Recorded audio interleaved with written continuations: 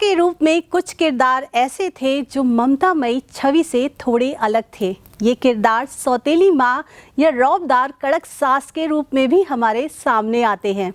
ऐसे किरदारों को निभाने में ललिता पवार की भूमिका हमेशा याद की जाती रहेगी। उन्होंने सौतेली माँ या सास के रूप में अपनी एक अलग पहचान बनाई।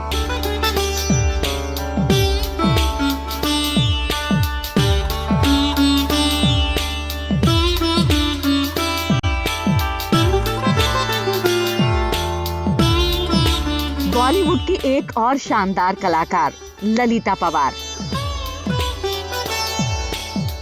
ललिता पवार ने कई तरह की चैलेंजिंग और ऑफ बीट भूमिकाएं निभाई। रुपहले पर्दे पर उनकी छवि एक षड्यंत्रकारी, ईर्ष्यालु और बहू का शोषण करने वाली सास की थी। 1944 में वो राम शास्त्री फिल्म में एक क्रूर सास बनकर सामने आई और 1948 में गृहस्थी फिल्म से ललिता पवार ने रुपहले पर्दे पर अपनी उपस्थिति दर्ज कराई। वी शांताराम की ही फिल्म दहेज में भी ललिता पवार कठोर सास बनकर सामने आई। एक के बाद एक कई फिल्मों में कठोर, दुख पहुंचाने वाली सास के रूप में भूमिकाएं करते हुए ललिता पवार की पहचान क्रूर सास के रूप में स्थापित हो गई।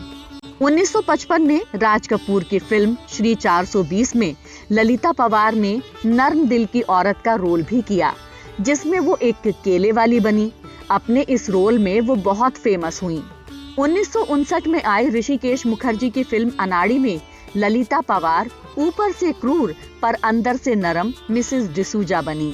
उनकी इस अदाकारी के लिए उन्हें बेस्ट सपोर्टिंग एक्ट्रेस का फिल्म फेयर अवार्ड भी मिला। ललिता पवार को ज्यादातर फिल्मों में शैतान माँ की भूमिका में देखा गया। इनमें से कुछ फिल्मों में उनका बिगड़ा हुआ स्वभाव सौतेले बच्चों के लिए नजर आया, तो कुछ में सास के रूप में। फिल्म 100 दिन सासके में वो एक क्रूर सास के रोल में नजर आई, जो काफी सुपर डुपर हिट साबित हुई। इस फिल्म के बाद जब भी कोई बहू अपनी सास से दुखी होती तो सास को ललिता पवार कह करके ही बुलाती। ललिता पवार ने लगभग 700 फिल्मों में काम किया। ललिता पवार का फिल्मी करियर सन 1928 से शुरू होकर 1998 तक रहा। 1997 में आई फिल्म भाई में पूजा बत्रा की नानी और ओमपुरी की मां की भूमिका निभाई। अपने करियर के 70 साल के भीतर उन्होंने 700 फिल्मों में काम किया।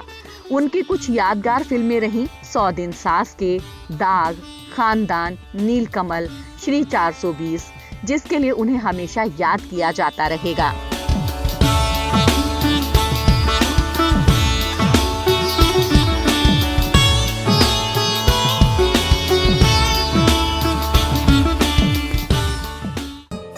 तू कितनी अच्छी है, तू कितनी भोली है, प्यारी प्यारी है